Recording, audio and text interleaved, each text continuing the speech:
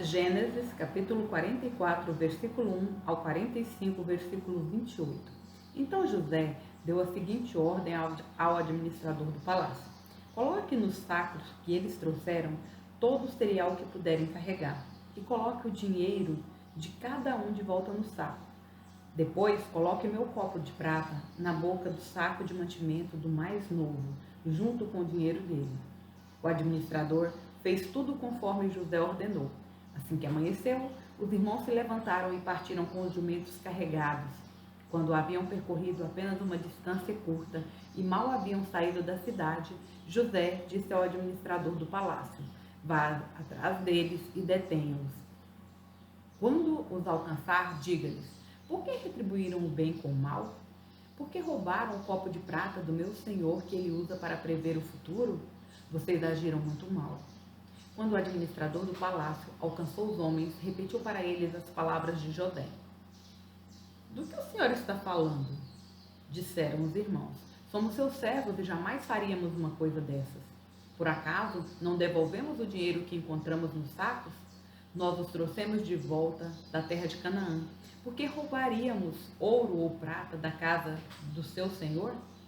Se encontrar o copo de prata com um de nós, que morra quem estiver com ele, e nós, os restantes, seremos seus escravos. Sua proposta é justa, respondeu ele, mas apenas aquele que roubou o copo de prata se tornará meu escravo. Os outros estarão livres. Sem demora, eles descarregaram os sacos e os abriram. O administrador do palácio examinou a bagagem de cada um, começando pelo mais velho até o mais novo, e o copo foi encontrado no saco de mantimento de Benjamim. Quando os irmãos viram isso, rasgaram as roupas. Depois colocaram a carga de volta sobre os jumentos e retornaram à cidade. José ainda estava em seu palácio quando Judá e seus irmãos chegaram, e eles se curvaram até o chão diante dele. O que vocês fizeram? Exigiu ele. Não sabem que um homem como eu é capaz de prever o que vai acontecer? Judá respondeu: meu senhor, o que podemos dizer? Como? Que explicação podemos dar? Como podemos provar nossa inocência? Deus está nos castigando por causa de nossa maldade. Todos nós voltamos para ser seus escravos. Todos nós, e não apenas nosso irmão com quem foi encontrado o copo de prata.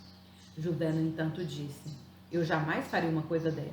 Apenas o homem que roubou o copo será meu escravo. Os outros podem voltar em paz para a casa de seu pai. Então Judá deu um passo à frente e disse: por favor, meu senhor, permita que seu servo lhe diga apenas uma palavra. Peço que não perca a paciência comigo, embora o Senhor seja tão poderoso quanto o próprio Faraó. Meu senhor perguntou a nós, seus servos: vocês têm um pai ou irmão? E nós respondemos: sim, meu senhor, nosso pai é idoso e tem um filho mais novo, nascido em sua velhice. O irmão desse filho, por parte de pai e mãe, morreu. Ele é o único filho de sua mãe e nosso pai o ama muito. O Senhor nos disse: traga-no aqui para que eu possa vê-lo com os próprios olhos. E respondemos: meu senhor, o rapaz não pode deixar o pai, pois se o fizesse, o pai morreria. Mas o Senhor nos disse: vocês não me verão novamente se não trouxerem o seu irmão. Assim, voltamos para seu servo, nosso pai, e contamos a ele o que o Senhor tinha dito. Passado algum tempo, quando ele disse: voltem e comprem mais mantimentos, nós respondemos: só poderemos voltar se nosso irmão mais novo nos acompanhar. Não temos como ver o homem outra vez, a menos que nosso irmão mais novo esteja conosco. Então meu pai nos disse: como vocês sabem, minha mulher teve 2 filhos, e um deles foi embora e nunca mais voltou. Sem dúvida, foi despedaçado por algum animal selvagem e eu nunca mais o vi. Se agora vocês levarem de mim o irmão dele e lhe acontecer algum mal, vocês me mandarão velho e infeliz para a sepultura. E agora, meu senhor, não posso voltar para a casa de meu pai sem o rapaz. A vida de nosso pai está ligada à vida do rapaz. Quando ele vir que o rapaz não está conosco, morrerá. Nós, seus servos, seremos de fato responsáveis por mandar para a sepultura seu servo, nosso pai, em profunda tristeza. Meu senhor, garanti a meu pai que levaria o rapaz de volta. Disse-lhe: se não trouxer de volta, carregarei a culpa para sempre. Por isso, peço ao Senhor que me permita ficar aqui como escravo no lugar do rapaz e que o deixe voltar com os irmãos dele. Pois como poderei voltar a meu pai sem o rapaz? Não suportaria ver a angústia que isso lhe causaria. José não conseguiu mais se conter. Havia muita gente na sala e ele disse a seus assistentes: saiam todos daqui. Assim, ficou a sós com seus irmãos e lhes revelou sua identidade. José se emocionou e começou a chorar. Chorou tão alto que os egípcios o ouviram e logo a notícia chegou ao palácio do faraó. Sou eu, José, disse a seus irmãos. Meu pai ainda está vivo. Mas seus irmãos ficaram espantados e ao se dar conta que o homem diante deles era José, e perderam a fala. Cheguei mais perto, disse José. Quando eles se aproximaram, José continuou: eu sou José, o irmão que vocês venderam como escravo ao Egito. Agora, não fiquem aflitos ou furiosos uns com os outros por terem me vendido para cá. Foi Deus que me enviou adiante de vocês para lhes preservar a vida. A fome que assola a terra há 2 anos continuará por mais 5 anos e não haverá plantio nem colheita. Deus me enviou adiante para salvar a vida de vocês e de suas famílias e para salvar muitas vidas. Portanto, foi Deus quem me mandou para cá e não vocês. E foi Ele quem me fez conselheiro do faraó, administrador de todo o seu palácio e governador de todo o Egito. Agora, voltem depressa a meu pai e digam-lhe: assim diz seu filho José: Deus me fez senhor de toda a terra do Egito. Venha para cá sem demora. O Senhor poderá viver na região de Gósen, onde estará perto de mim com todos os seus filhos e netos, rebanhos e gado e todos os seus bens. Ali eu cuidarei do Senhor, pois ainda haverá 5 anos de escassez. Do contrário, o Senhor e toda a sua família perderão tudo o que têm. José acrescentou: vejam, vocês podem comprovar com seus próprios olhos, e também meu irmão Benjamim, que sou eu mesmo, José, que falo com vocês. Contem a meu pai a posição de honra que ocupa aqui no Egito. Descrevam para ele tudo o que viram e tragam-no para cá. Tragam-no para cá. Chorando de alegria, ele abraçou Benjamim, e Benjamim também o abraçou e chorou. Então José beijou cada um dos seus irmãos e chorou com eles. Depois os irmãos conversaram à vontade com ele. A notícia não demorou a chegar ao palácio do faraó. Os irmãos de José estão aqui. O faraó e seus oficiais se alegraram muito quando souberam disso. O faraó disse a José: diga a seus irmãos, coloquem as cargas em seus animais e voltem depressa à terra de Canaã. Traga seu pai e todas suas famílias para cá. Eu lhes darei o melhor da terra do Egito, e vocês comerão do que esta terra produz de melhor. O faraó prosseguiu: diga a seus irmãos, levem carruagens do Egito para transportar as crianças pequenas, as mulheres e também a seu pai. Não se preocupe com seus pertences, pois o melhor da terra do Egito será de vocês. Os filhos de Jacó seguiram essas instruções. José providenciou carruagens conforme o faraó havia ordenado e lhes deu mantimento para a viagem. Também presenteou cada irmão com um traje novo, mas a Benjamim deu 5 roupas novas e 300 peças de prata.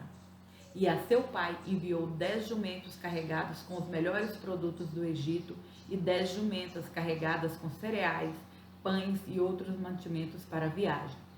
Depois José se despediu de seus irmãos e, enquanto partiam, disse a eles: não briguem no caminho por causa do que aconteceu. Eles saíram do Egito e voltaram a seu pai Jacó na terra de Canaã.